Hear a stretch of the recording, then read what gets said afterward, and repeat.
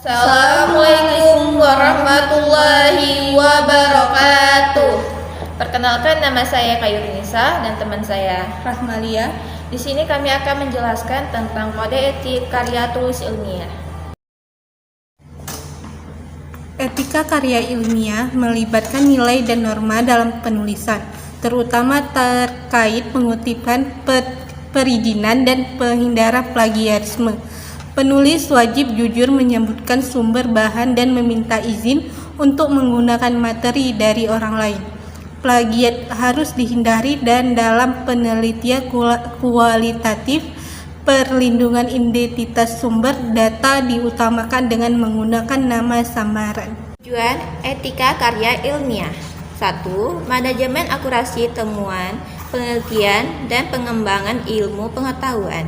2. Untuk melindungi hakim penelitian. 3. Untuk melindungi objek penelitian dan dari pemalsuan dan kerusakan. 4. Menjaga reputasi ilmuwan. 5. Menegakkan etika moral dalam berperilaku. Fungsi etika karya ilmiah: 1. Sebagai bagian sistem iptek yang menentukan kemajuan ilmu pengetahuan. 2. Memelihara hati nurani diri penelitian dengan berpegang pada moralitas penelitian. 3. Mengawal penghormatan pada nilai-nilai etika dalam penelitian. 4. Membangun iklim penelitian yang sehat, kuat, dan bermartabat. Etika penulisan karya ilmiah. Etika penulisan adalah hal yang lebih daripada masalah teknis penulisan itu sendiri. Ia sudah bicara tentang seharusnya dilakukan dan yang tidak seseorang secara teknis. Etika lebih menyentuh hati daripada nalar pikiran. Yang pertama, kejujuran. Kedua, objektivitas. Ketiga, integritas.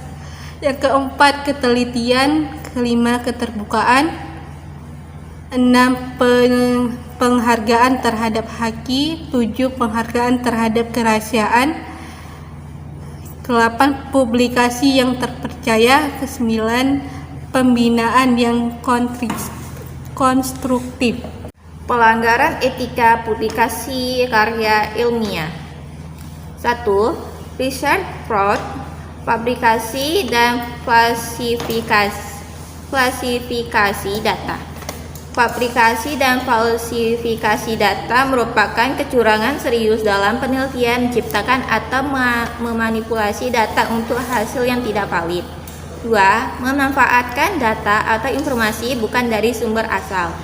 Memanfaatkan data sekunder tanpa mencantumkan.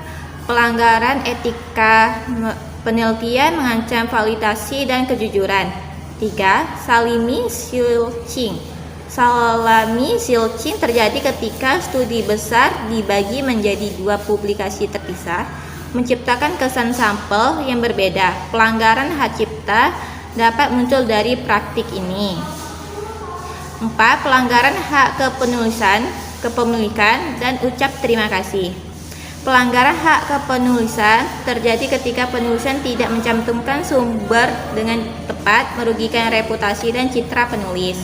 5. Publikasi ganda. Publikasi ganda melibatkan pengiriman data yang sama ke beberapa penerbit tanpa pemberitahuan, termasuk redundant publication yang menyalin data tanpa perubahan substansial.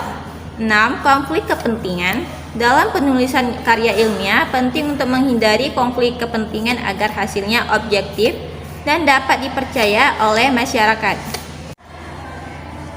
Jadi kesimpulan, etika karya ilmiah melibatkan norma dan nilai untuk mengatur perilaku peneliti, termasuk pengutipan, perizinan bahan, dan menghindari plagiat. Tujuannya adalah menjaga akurasi, melindungi hak peneliti, dan menjaga reputasi ilmuwan. Presentasi dari kelompok kami, bila banyak kesalahan kami mohon maaf. Kami akhiri dengan kata wassalamualaikum warahmatullahi wabarakatuh.